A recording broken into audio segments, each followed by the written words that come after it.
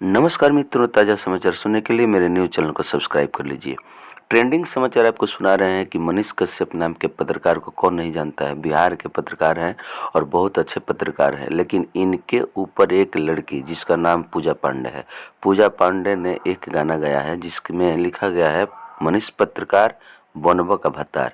इसमें भड़कते हुए, आग बबूला होते हुए मनीष कश्यप जी ने उसको फ़ोन लगा के ये बोला कि बताओ तुम मेरे नाम का गाना क्यों गाई हो। वो सीधे लड़की बोल रही है कि मैं आपसे प्यार करती हूँ और आपसे विवाह करना चाहती हूँ, इसलिए ये गाना गाई हूँ।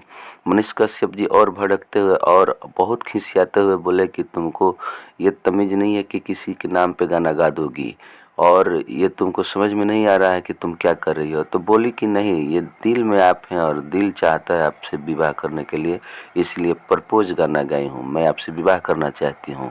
अब देखिए, आग बबूला होते हुए भी धमकी दे दिए मनीष कश्यप जी कि देखो ये ऐसा काम ठीक नहीं है, तुम ऐसा करोगे तो मैं बहुत ऊंची कार्रवाई करूंगा। अब क्या होता है आएगा, जैसे समाचार मिलेगा आपको बताएंगे।